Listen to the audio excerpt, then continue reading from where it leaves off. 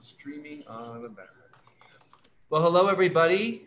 Welcome to our second in a series on Flannery O'Connor, based really coming from our film, Flannery. I'm Mark Bosco, one of the co-directors and producers of the film, along with Elizabeth Coffman, my colleague and friend. And we have a great panel to talk today about Flannery and faith, our second in the series. And so we're really excited that you're joining us on Facebook.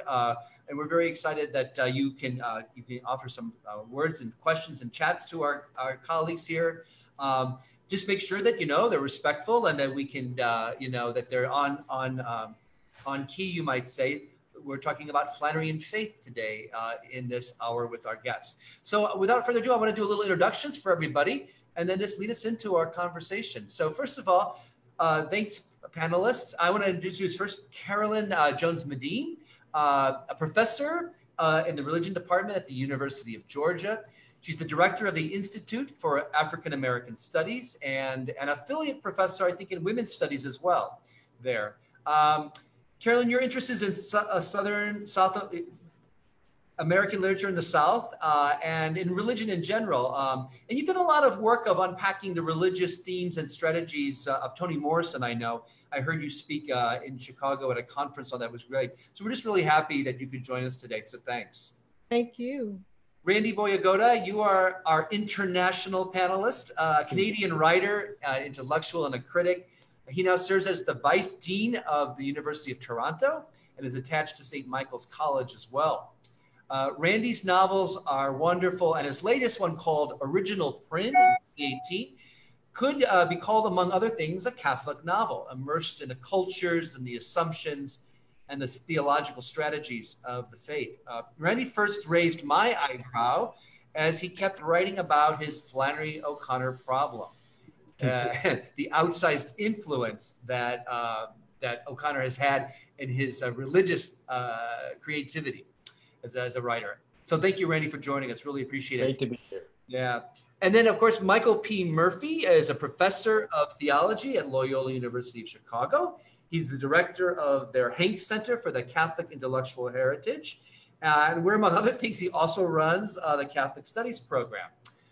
Mike is a good friend of this film, Flannery. He's been really helpful in so many ways, including really housing it for so many years as it was incubating in the Hanks Center. So thank you for that. Mike's a National Endowment for the Humanities Fellow and has written a lot of work, pieces on the intersection of theology and literature, including his newly edited book on the poet Denise Levertov. So Michael, we're so glad that you're with us as well. Good to see you, Mark. I'm really delighted to be with our friends here.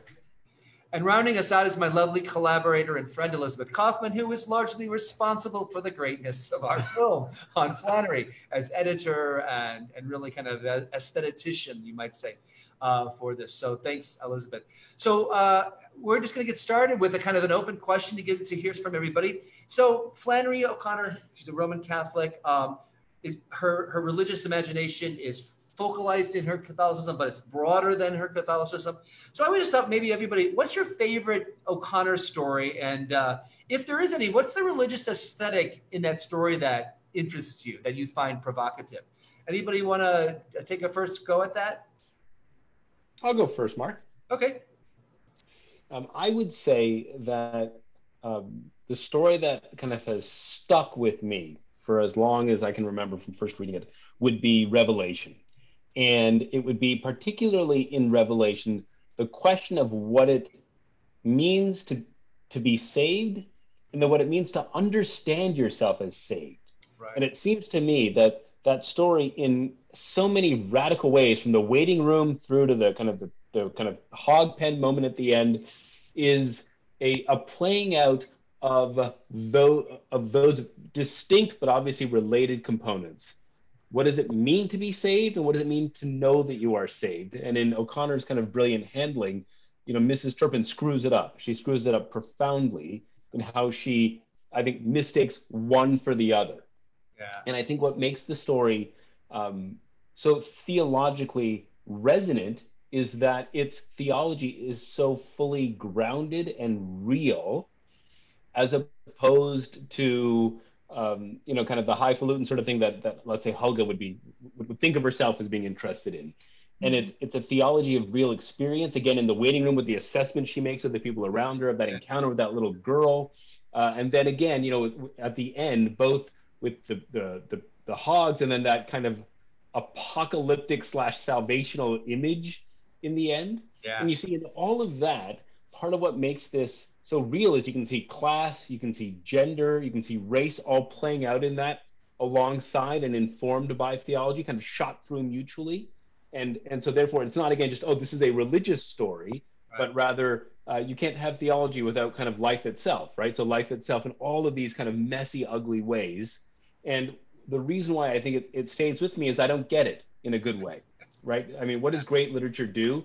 It has a kind of an element of what we'll call recalcitrance, right? To rip on line of killing, but right, it's resistant. So in the end, is this the apocalypse or is this a beatific vision? Well, you can make a case either way, I think, in some ways. And it's the smashing together of those that makes that story so theologically resonant and memorable for me. So for me, that's the Flannery O'Connor story that sticks. Cool. And I love that metaphor of smashing things up together, because I think that's the power of what she does. What about somebody else? Favorite story, Carolyn? I thought about the displaced person, but then I was rereading A Late Encounter with the Enemy. And I don't think it's a theological story, but I do think it's a story about the South that O'Connor lived in and things that she thought her Catholicism had to address, from the Civil War and the fantasy around the Civil War to the fantasy being replayed in Gone with the Wind. And I just think it's this romance of the South that she's taking on in so many ways. And memory is a part of the story. Parent and child relationship as part of the story. But I love the final image in which the old veteran is in front of a Coke machine. And you know, Milledgeville, when the capital moved, it was considered to be the old South, and Atlanta was considered to be the new South. And the Coke machine is the new South, right? I mean, it's all that romantic stuff being pushed into capitalism in a really interesting kind of way. And the fact that the old and the new are just kind of sitting there side by side. And like Randy said, she doesn't reconcile it at all, really. She just sort of leaves us with this conundrum about what does it mean to be a human being in this transitioning moment, you know, when the new South is happening. I just think it's brilliant the way that she stages the movement of that story. Yeah, that's a great story. It's a good one. It is. It's funny and it's a little mean. It's so perfectly it's so mean, and I love hearing you say that, Carolyn. And it's something that we have as a kind of extra to go with the film too. I mean, growing up in the South as I did as well, watching Gone with the Wind was a practical religious experience, right? You had to be there and watch it, and so I just love that O'Connor wrote this kind of, like Good Country People, this kind of vengeful kick in the face to. Yeah, I love it too. Yeah. But I'd have to say that that my story would be the displaced person, and Randy's writing on the displaced person had a big effect on me. I mean, I came into this project not as a Flannery O'Connor scholar, but as a documentary filmmaker, and I was an English major. I happened to grow up in the South, so I certainly knew O'Connor's fiction, but had never delved into it deeply, and had certainly never really thought of the faithful. I didn't know the extent of her Catholic background. It didn't matter to me as a reader of her fiction in English classes. So to really approach her biography and to have an understanding I was raised as a Presbyterian, as a Protestant in the South, and to both understand the humor as well as her appreciation of theological background. So making this project, reading The Displaced Person, that story to me shows her theological and political, social understanding of Judaism, of Protestant, you know, of all world religions, as well as of secularism, right? And I mean, I really wanted to make a film that seculars would love as well. And for me, The Displaced Person just has all religions in it. Well, that we just had this original displacement. We think we're placed where we're supposed to be, and it's all. I mean, there's a cosmic displacement going on in that story. You know, from everybody is displaced, and that's kind of like the givenness. It's a great story for that, Elizabeth. I agree. Mike, what about you?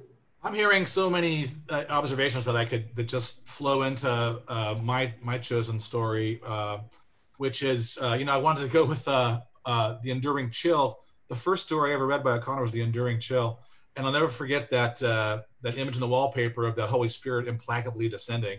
I began to look for Holy Spirits everywhere in my house, and my, you know, and really getting involved in that kind of imagery, metaphor, and symbol. But it was more than that. So, but the one I want to really highlight is Greenleaf. And there's a lot going on. Carolyn mentioned the old and new standing side by side. That's prominent there.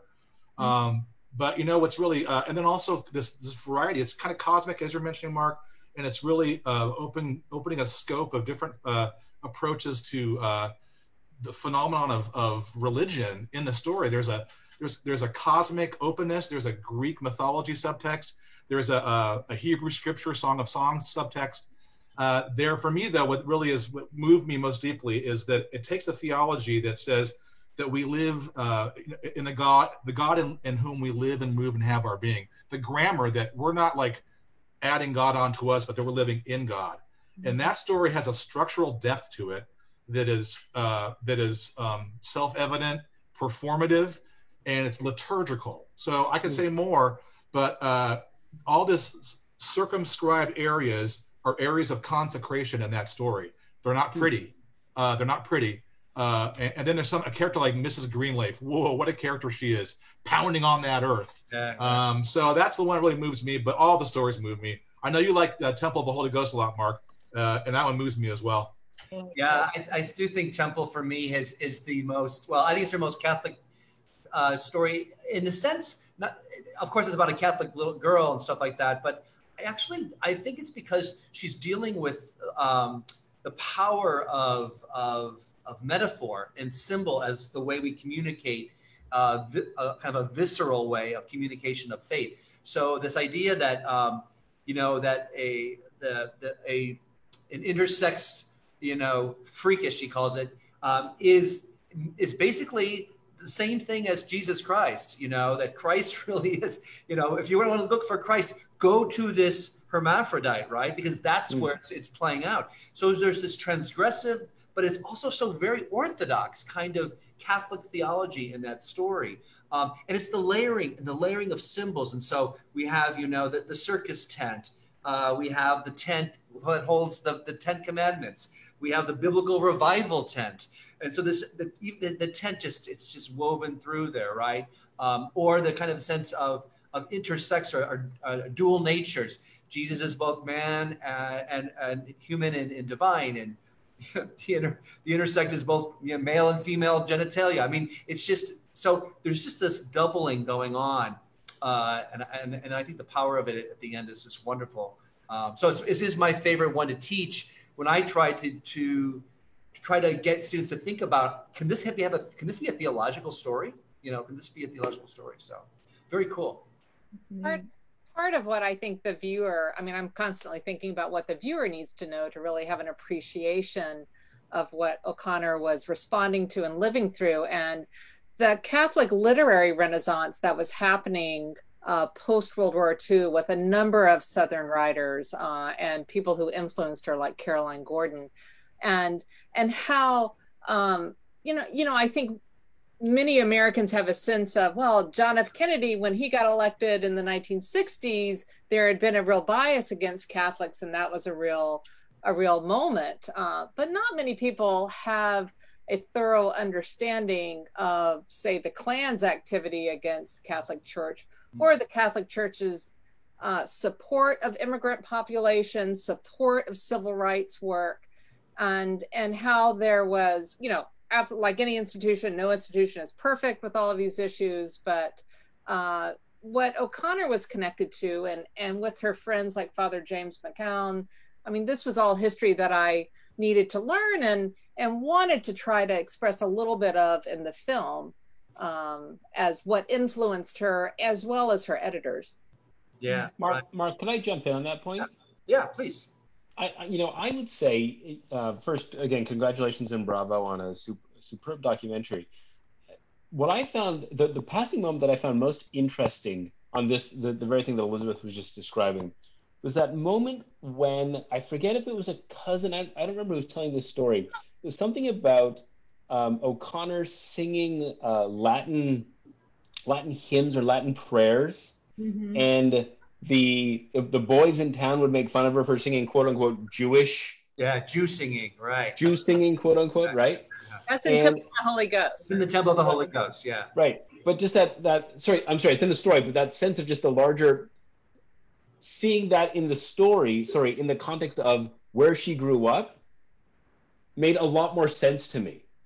Because I had this fuller sense of how kind of religiously saturated and semi-literate the world was, especially about these different minority religious groups. Yeah. Right? And I think watching them all, and I think that was one of the kind of the great moments where I had a kind of, if you will, revelation moment about how O'Connor was able to create a moment like that in the Temple of the Holy Ghost, because of the ways in which the town, what was that? Somebody else said some great line about how, you could murder someone and that would be okay just as long as you still go to church or something like that. Right? Just like yeah.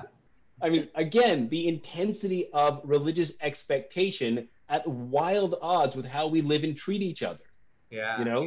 That in so many ways seems to be the kind of the field of reference and play for O'Connor with her fiction. And anyway, I just what Elizabeth was just saying really kind of twigged that for me in terms of just understanding the world that O'Connor both came from and then wrote about. And Catherine Judge's animation, her great animation, she put a little Flannery avatar in Temple. Yeah. Can I ask Carolyn if we could segue, because you are a Southern woman from Georgia, a professor, and you kind of have lived and seen this. Can you bring that? What is this Bible Belt South? I have to admit, I'm a Catholic, but not the Southerner in this, and it was very interesting to see. So, just what's been your experience of being a Roman Catholic, and how has it changed, and how has religion as a force or has it changed in the South? May I ask? Well, religion I thought a lot about O'Connor in Milledgeville. Milledgeville is in the middle of nowhere. It's 74 miles from Athens, but it takes over 2 hours to drive there because of the way you have to get there. And I thought about how isolated, in a way, she probably was as a Catholic there. And that the Catholicism is growing in Georgia, actually. It's one of the faster growing religions, but there's still a lot of tension around it because the growth has come from immigration partly. So the Latinx population into the state of Georgia has brought Catholicism.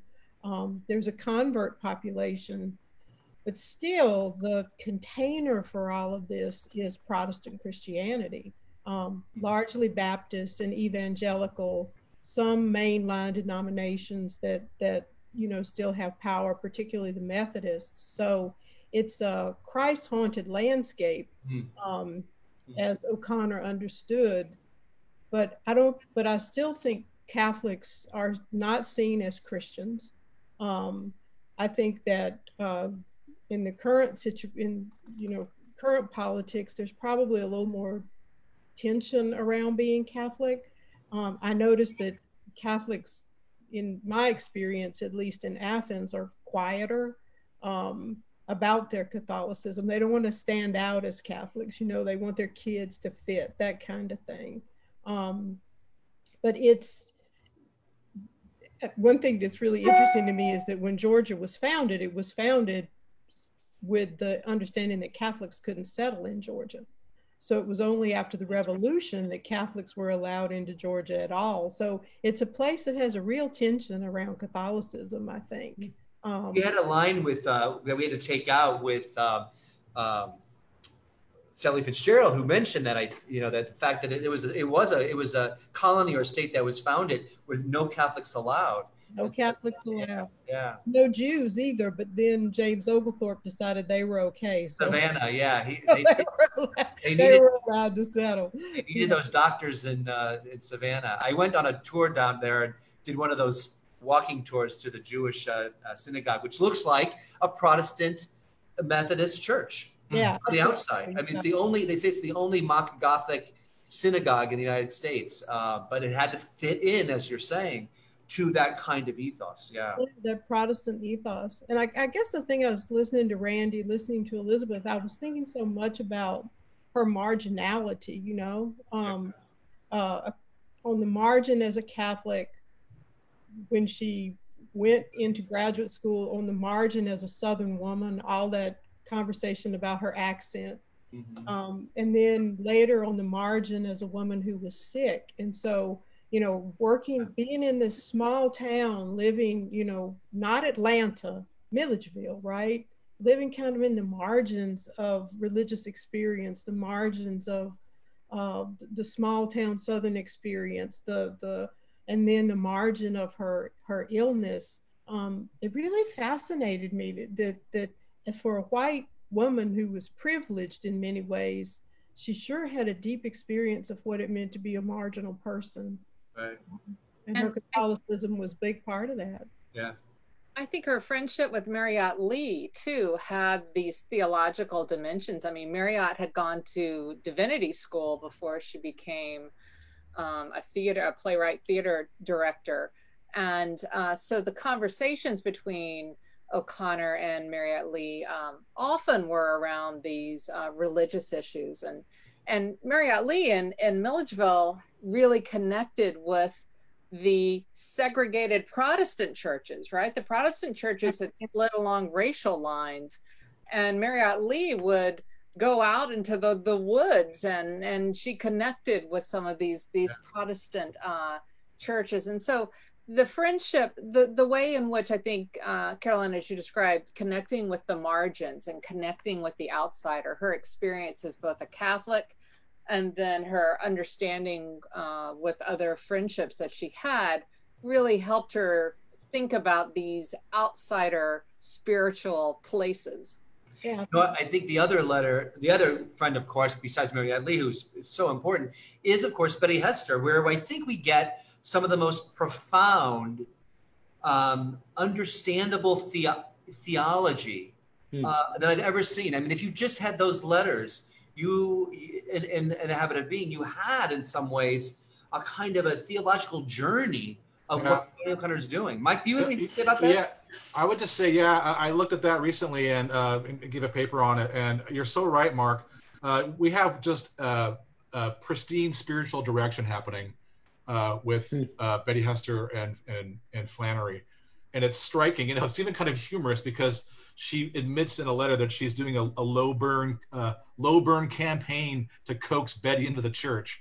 But the net effect, though, is a straight up kind of realism of catechesis that we'd all would just benefit by. So I think it's wonderful. Yeah, I think that she explains her. I think she uses Betty as a way, not only because they're good friends and she wants her to, but it also allowed her to articulate what she was trying to do and how her faith was enmeshed in her craft. That I don't think you can separate them out. As one student once said to me, to have Flannery O'Connor without her Catholicism is like to have a banana split without just being a banana. Yeah. There'd be nothing else there. There'd be no ice cream and whipped cream, and so you need it. But so I don't know. Does anybody want to maybe talk a little bit about her sense of Catholicism, her sense of orthodoxy, the way that she understands it? I don't know, Mike. I always turn to you because you write so beautifully. Me too. I was about to say the same thing, Mark. Right. That's very kind, and I'm really enjoying this conversation. I neglected to thank you two for your efforts on the film, and I want to apologize. Randy reminded me of that, and I'm blown away by your work and the awards, the Ken Burns Award, well deserved, and all the other great lauds. There's so much great press, and of people have seen the film, so thumbs up on her. Mark, we talk about the analogical imagination a lot, And that's kind of, that's highfalutin diction for, we want to keep things grounded. Flannery O'Connor wouldn't use that term so much, even though she's familiar with it. She would use those medieval commentary terms like that the Thomists use, like when you look at a text, it's literal, it's tropological, allegorical, and anagogical. Again, very much a higher order demand, very, very technical. But what she does with those insights is she reverse engineers them into her story because they have the expanse of what she wants to do, and that's what she wants is the real. So her Catholicism is based in the real, and again, that's going to be arguable, but she comes at it like that Sophoclean thing that Thomas Merton is lauding, that she's not and she says it too. She reads Jacques Maritain. You can't have your art serve some purpose that way. That's cheap. That's spoon-fed. Yeah. That's not Flannery O'Connor. Yeah. But what she does have, and here's the deal where analogy meets the ground, and that's the sacramental imagination. That's right. So analogy does something, and I'll just, it recognizes similarity and difference, right? Very important. As Randy was talking about, it handles this very well, and that it handles the navigation and the collision of opposites. It holds two things up that are opposite and proceeds forward as if they're not. Yeah. It's both local and universal. It's both regional and cosmopolitan. It emphasizes God's nearness and presence, even if it's not always a benign situation happening. Yeah. You're going to get slapped up to wake up and smell the coffee. So I would just start there with my own observations. Well, I think that's true. Like if you look at the tempo of the whole. I'm sorry, please, Carolyn, please. I was going to say, I would add to that I think part of what she does as a Catholic is she knows when not to try to make a reconciliation rather than to force one. Yeah, right? Great point. Right. Yeah, because I think it would mess the art up at certain points if she pushed through to some kind of conclusion. But sometimes she just lets things stand, and I find that in the mystery, right? I find that very Catholic in the way that she approaches the world. Yeah. And I wanted to, as the non-Catholic, I wanted to add that perspective, Michael, what you just suggested and described is her intelligent, her philosophical underpinnings. I mean, you're mentioning Socrates and the extent to which her understanding, it's not quite dialectical, but it is about the collision of opposites. And then, the audience has to deal with no synthesis, or where do we go with these sliding directions? And her, in her letters, her discussions with priests and with people with Betty Hester, of the philosophical underpinnings, I think are something that any audience member can really grab a hold of, even if they aren't as familiar with a certain kind of religious lexicon. They understand the tension of a different kind of moral interrogation. We know to piggyback on that point real quick, Mark, just to say that I always found it helpful, Elizabeth, that to understand what she was reading at the time. She has this great book here. I'll put it up. I think we all know this. It's backwards, but The Presence of Grace. All her book reviews, these are pure gold to see who she's dialoguing with. Her library, the book by Albert Kinney. I think it's Albert Kinney. Mark, you know this. Yeah. Resources for Being, right? But she's dialoguing. Yves Congar, Carl Adam, Romano Guardini, Louis Bouillet, but all these crossover characters too, like Gabriel Marcel, William Lynch, Walter Ong, Leon Blois, Martin Heidegger. Sorry, Mark. Martin Heidegger. Gosh. Yeah, so I think readers of Heidegger, right? Yeah. She had the first translations, of Heidegger when it came out. She immediately devoured them. Yeah. So there's I was thinking though, it's true that for O'Connor, she learns from Thomas Aquinas, and she learns from this tradition that good art is its own knowledge. That art is a knowledge, and therefore, if it's pedantic, it's not art, and therefore it's not good knowledge. It's just propaganda. And so I think for her to be able to extend herself so that everybody, whether you're Catholic or not, whether you even have a spiritual dimension to you that you would admit to, she can at least get you to that place of mystery where the art itself communicates something that you don't know how to talk about. It's like, wait a minute, there's a lot of dead bodies, and a good man is hard to find. Why am I exhilarated and moved by a pathological man who just killed a family. And so that's where she wants you to be. That's where she wants you to be, because the knowledge is that journey. The knowledge is the art itself. And I just really think that's really an important thing that she takes from Aquinas, gets from Jacques Maritain through the entire kind of Catholic revival. And it's like, well, yeah, every artist always wants to hold that, right? That their art itself communicates, not me, Mark, the author. Mark, you're responding to one of our questions we have here from Sarah, who says that O'Connor's work was known for being violent and dark. There are oftentimes graphic scenes of child abuse, murder, rape, psychological terror in her work. Can you comment, shed light on what you think of her dark sequences in light of her faith? I want to go to Carolyn then to ask her, because you've done a lot of work with Toni Morrison as well, and you've been part of the critique of the violence in Morrison's work. And you know, Toni Morrison was her, and Toni is her confirmation name. Let's just say it, as a Catholic. You know, I think she's, before she died, she said she was probably post-Catholic in the way that she identified herself. But so Flannery O'Connor, the dark violence, what is this aesthetics of violence about in your estimation? And then we'll have everybody else say something about it too. You know, in a conversation, Morrison told Cornel West that she said, "I'm Catholic, you know, we're used to blood and gore. It doesn't bother us."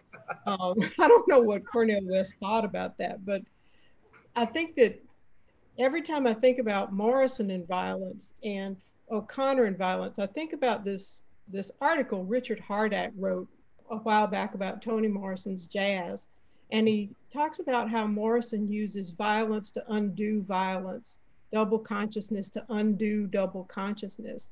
And so there's something about that, that repetition, almost a sacramental repetition of violence, that I think makes violence efficacious. It isn't that either one of them is glorying in the violence. I mean, that's not the point. The point is that that for us Catholics, what Morrison calls the cross, almost a lynching, is a violence that was supposed to undo it forever, right? Yeah. And what we do in the repetition of that in the Eucharist is experience that moment of, you know, we have a crucifix, not a cross. So we look at the violated human body. We look at the tortured human body. We look at the dying human body. And I think that's part of her Catholic realism. I think it's also part of Morrison's Catholic realism. And so I connect it to their sense of ritual, in the sense that we willingly undergo, as my teacher Charles Long would have put it, what we've been forced to undergo in the past. And so there's an alignment with suffering, a recognition that the world is violent, and that we don't have to revel in it, but what we can do is align ourselves with that suffering in such a way that we can come out of it with some revelatory moment. And what Morrison does is recreate ritual for her characters. They literally go back through. What O'Connor does, I don't know, watching the film, I have to say, I started thinking about, and you all can tell me if you think this makes any sense, because I'm not the O'Connor scholar here, that there's a meditation on the self going on here too. I think her stories are, you know, she's a Southern woman. She's thinking through partly the society she lives in. She's thinking through the violence that's part of that society. And I think that she's thinking, recognizing that, you know, like my colleague Stephen Happel, who died so many years ago, used to say that we don't become morally perfect in a moment. And as I read her stories, I just kept thinking everyone is that repetition that makes us think through a movement toward moral perfection that we may never reach, but that, you know, we need that shock to get to, you know, the car accident, the man with the gun, the rolling the tractor over somebody. It's all, it shakes us out of our ordinary scripts in which we justify the worst things. I mean, think about the stuff we justify with our meta narratives. And she's constantly shaking us violently out of that. So there, yeah, I'm sorry, go ahead. No, that's wonderful. Randy, or Mike, or even Elizabeth, do you wanna jump in? I want to, if I could just maybe just build on Carolyn's, I think, very beautiful meditation there on both O'Connor and Morrison. Building on that, there's nothing I would add to the beautiful kind of cross crucifix distinction. But I think what I would want to emphasize would be something by way of the Passion of the Christ. When I was in graduate school and the Passion of the Christ came out, Susan Mizrahi, who is a professor, a very highly esteemed professor of American literature at Boston University, she taught it in a class as an American action movie. And she was very intentional in doing this as a way to suggest that, yes, obviously this is part of a 2,000-year-old tradition of recounting the Passion, but this is also in the here and now. And in the here and now, it's a Mel Gibson action movie. And it's full of blood and gore, just like any other American action movie. And then, right? So I look at it this way. The crucifix is now Catholic, but it was made Catholic by the execution practices of the Roman Empire. And the beginning of Christianity happens in a secular moment, right? In an outpost of an imperial power. Just so, O'Connor is going to write about violence, but it's American highway violence, right? It's the violence of a family road trip gone bad with a mass murderer on the loose and hearing rumors about it at the crappy diner. So she is just as invested in violence, but also just as invested in the moment. So that, again, the crucifix is not kind of a vacuum space Catholic symbol. It is a Roman execution method that then became the source and summit of a vision of what it means to suffer for others in the highest possible way. Wow. I think she draws on that richness in what she does with her writing about violence and religion in America. Wow. What the sacramental imagination does is it means that you have a guide through that, right? Yes, yeah, right, exactly. Talking about Wise Blood, she said that fascinated me. She said that, the I'll just read it. The religion of the South, she said, is a do-it-yourself religion with no sacraments. And she said, I find it painful as a Catholic because it's full of unconscious pride that lands people in all kinds of ridiculous predicaments that they have to then create something to work their way out of, right? Oh, and so for Catholics, I get there's a sense in which the sacramental path is a path, right? You don't have to invent the path every time you find yourself in a predicament. There's a path. Yeah. She shows the range of that, Carolyn, because she's showing where the sacramentality gets out of the church doors and becomes a living expression of a kind of bigger liturgical sensibility. Right. Yeah. Which I appreciate that. I think about the violence, Mark, and boy, we've talked about this, and I know Randy seems to work more from a kind of in your own writing, Randy, you seem to mine humor more than violence, although there's some violence in original print that was quite critical in the book. Yeah. But I just you think of René Girard, you think of all these go-tos theoretically, you think of his work with Greek myth and the great texts of global cultures. But I think of this like the ubiquity and the enduring chill, really, of violence, the ancient power of it, and it never goes away. Randy, you said recalcitrance. There's a kind of existential recalcitrance that turns toward it. And even when we're evolving out of physical violence, we find new and interesting ways to do other kinds of violence to each other, psychological, spiritual, and whatnot. But I just want to read one thing because I always think of Cormac McCarthy and his one of the epigraphs to Blood Meridian.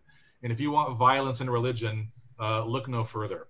In the epigraph, he writes, Clark, who led last year's expedition to the Afar region of northern Ethiopia, and UC Berkeley colleague Tim D. White also said that a re-examination of a 300,000-year-old fossil skull found in the same region earlier shows evidence of having been scalped. And I just say, how long? Yeah. Wow. How long? So, and then, Carolyn, you mentioned the insights about what's happening in the canonic gift of Jesus, where Girard would say, Jesus's life is a protest against violence. his capitulation to capital punishment is a protest. Yeah. And then the bloodless sacrifice that recapitulates should teach us all something about violence, but it doesn't do that. And I think Michael, in every story, she brings us back to that moment. And she says in her own, letters and her essays that, she's trying to shock her readers out of the kind of the complacent triumphalism of a kind of an American culture, right? In a culture that says they're Christian, but it really doesn't mean you have to suffer, and it doesn't really mean you have to do this.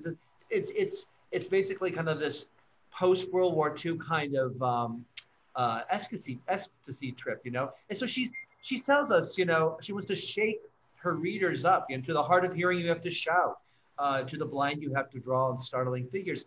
And so the strategy for me is always just that how those dramatic moments in the stories of those violence are just so profoundly you have that moment where you go, oh my God, that didn't just happen, right?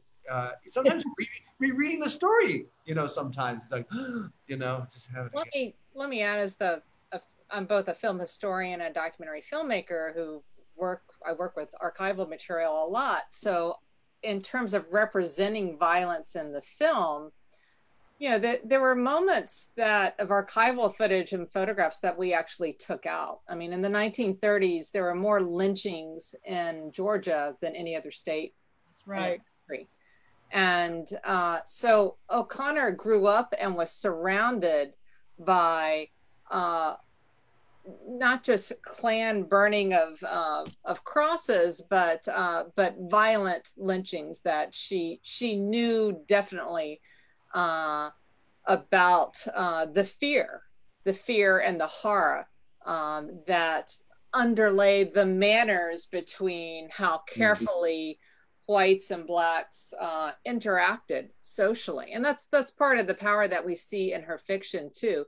But part of what we tried to do in the documentary was bring in archival footage that demonstrates that fear, that real direct oppression. I mean, the violence we kept for the motion graphics, because there is a certain point where it's not appropriate, right? It's too hard to work at, and we've just lived through with this incredible George Floyd moment, the moral power that comes through the video of what we just watched. That's part of what differs our culture from O'Connor's in the 1950s. And the death of John Lewis, who's sitting in Wake right now in our Capitol, it's such a prescient moment for us all. And also just the violence of language that goes with that. I mean, Morrison said, that language can lap vulnerabilities. It can be bloody in and of itself. And I think where we started talking about our favorite stories, and Randy talked about the Miss Turpin who gets it wrong. There's that violence of discourse, right? There's that violence of those stories we tell ourselves every day to justify the crap we do to each other. And I think O'Connor is so good at just pointing that stuff out. Just the ways we construct reality and keep talking about it, such that we do really terrible things to each other, but we put it, we sort of lap it over with something nice. Yeah. I feel that Carolyn, with that building, O'Connor's the mastery of depicting purgatorial spaces. Yeah. Right. Things are always taking places in trains and buses and doctors' offices. Yeah. And you're being kind of beat like a galley slave, beating on matter to find the spirit and to find the place for you to wake up to the violence that you are doing to your neighbor. Judging somebody, laying people off and raiding them in the doctor's office, and and thanking Jesus that you're not like someone else, and that's nasty. Yeah. And I think she really that mastery, that astute observational sense to call that out, it just separates her from most other authors. Can I speak to that point actually? Sure. Just from what Mark was just what Mike was just describing there, Mark, about purgatorial spaces, and I saw that twigged for you as well. I think the other thing we should all perhaps note, and this is especially true for someone like O'Connor, is she implicates us. For all that each of us, in our ways, of all of our various professional credentials and our ways to conceptualize our engagements with her, every now and then you kind of forget about that and remember instead how she captures us as well. Yeah. And I'm thinking here especially of things like everything that rises must converge. And I'm sitting on that bus with either one of my parents at any given point in my life, right? And it's a completely different set of elements and arrangements and tensions and everything else, but I am absolutely implicated by that story. And it's the very fact that I don't identify directly with Julian that creates the kind of play of the imagination. So you don't notice it at first, right? Yeah. And then I'll just say one other very quickly. I'm staring out my window at a crabgrass infestation in my front lawn. And it's been a kind of therapeutic spiritual thing for me the past week that my wife and children think makes me insane. I've been picking crabgrass by hand. It's a way to get away from screens, frankly. And there, at least once an hour, I think of Joy Hopewell's mother. Right, you know the end when she's killing the crabgrass. Right. Oh my gosh. Right. Yes. I'm not Manly Pointer. I'm not Helga. I'm the mom in that story. What am I missing? Right, and all these other things. But the fact that O'Connor can get us like that, in addition to sustaining our ability to talk about these things with our students and with each other and on the page, I think that's what makes her such a phenomenal writer. And I think the fullness of her vision, a theological vision, is what sustains it well beyond any given story. Well, O'Connor's mistrust, and this is one of the points I think she's deeply misunderstood on, that you're getting to, Randy, is her mistrust of pious language. And she used that word pious over and over because she said she knew the realities that pious language tried to cover up. So her mistrust of Julian's, her mistrust of prophets, her claims about James Baldwin that are deeply misunderstood and called out as racist when she may have in fact just been having a hard, she understood he was a good writer, but she had a hard time with a certain kind of presentational style. Those moments, I think, are worth revisiting. And I had one other thing as we're closing up here to get us out of purgatory a little bit. We have a question from Laura. She says, you mentioned O'Connor and singing, and she wondered what O'Connor listened to musically. And we found at Andalusia, when we were filming in Milledgeville, we found an album of the Singing Nun on Flannery's turntable. So I made sure we got rights to Dominique, the great song that you. There's a few shots of that in the documentary. Yeah, there is. Yeah, I think so. Yeah, the album. I don't think of music with Flannery O'Connor. I don't ever. I think maybe of the Tantum Ergo, but I don't think. Her first albums were given to her by the Cardinal's nephew at Notre Dame, the Schrich. He brought her all these albums. She didn't own a TV until much later. She didn't even own like a record player, believe it or not. She listened to the radio. That's how old school Milledgeville, Georgia was in the 1940s and 50s, right? And so those were brought to her by Schrich. We have a little bit more time, and I want to get to something that I think is, last week we heard Richard Rodriguez call Flannery, Saint Flannery and stuff. And I know he was being both facetious, but also, he sees her looming large as a kind of intellectual giant of a very complex faith in a complex world. And I know that Randy especially says that she looms large in any writer's imagination if they're trying to write stories. And so what do you think about her in terms of a Catholic, that Catholicism? What do you think? Was there a way to kind of talk about that? I guess, do you think that her religious undercurrents kind of help you understand faith? I guess that's the one thing I'm thinking about. And then maybe, Randy, you could talk a little bit about why she's a problem to you. Sure. I'll go second then. Okay. Anybody else, though? I mean, I would just say, Mark, how did Elizabeth, Mark, how did you feel when you read A Prayer Journal? You know, there's a desire for her to be an instrument of God. You know, really, what's that? She's reading Bernanos, right? What's the famous line in Country Priest? The only shame, blessed are the sins that leave any shame in us. Yeah. You know, so, but she's really mindful of this kind of the pilgrim of the absolute, like Léon Blois. So I think that she prays for that. And I dare say that her prayers have been answered. You know, she's not a pious person. She's not a perfect person.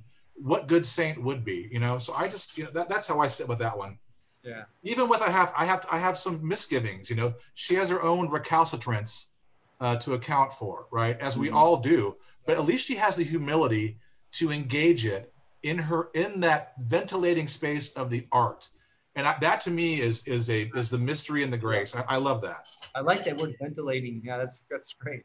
Very much Holy Spirit, you know, very much of that kind of thing. Carolyn, what do you think? Before we leave Randy the last word on that. I was thinking about her as somebody who,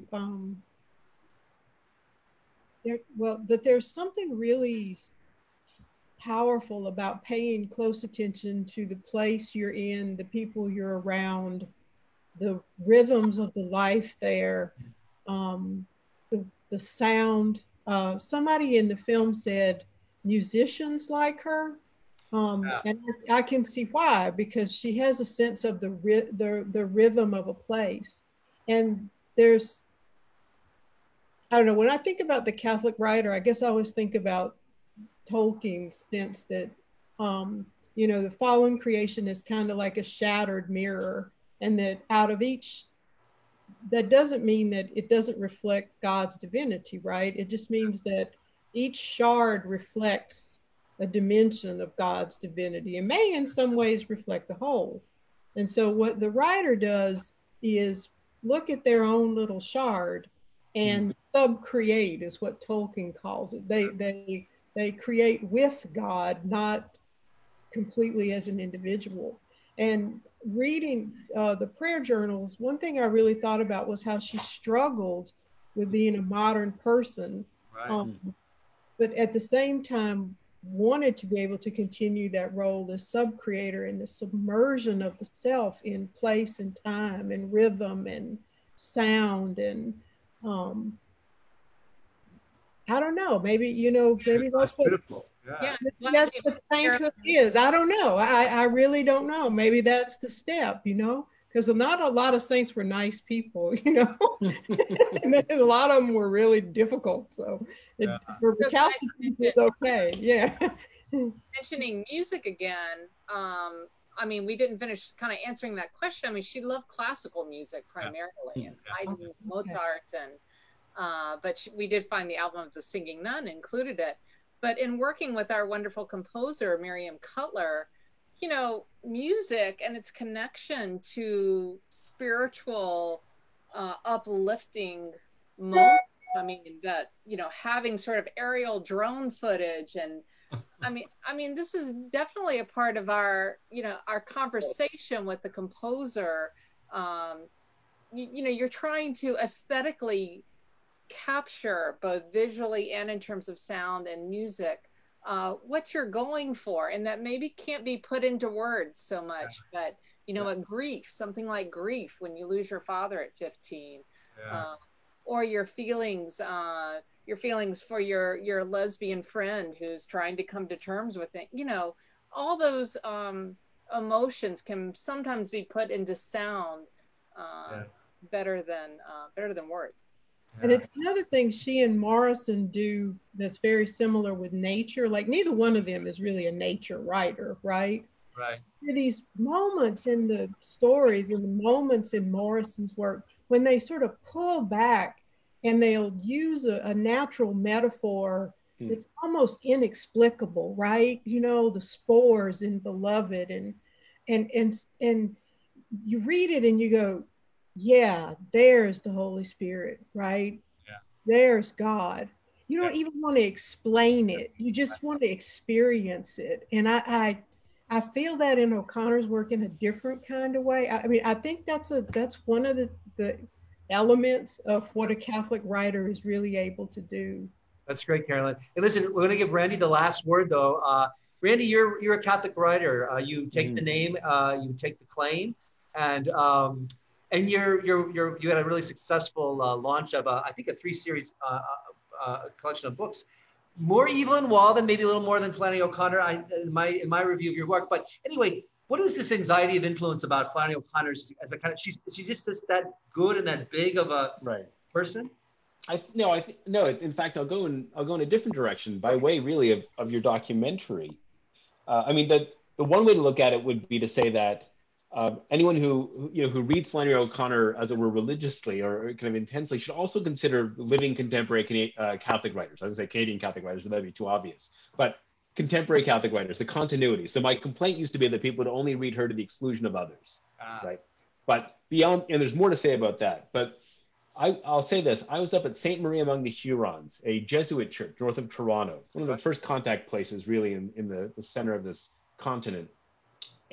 Writing about a Sri Lankan immigrant pilgrimage to this Jesuit church in the middle of kind of historic indigenous lands in the middle of cottage country, Ontario. Wow. And I'm there covering a bishop from Sri Lanka, celebrating this mass in awful heat.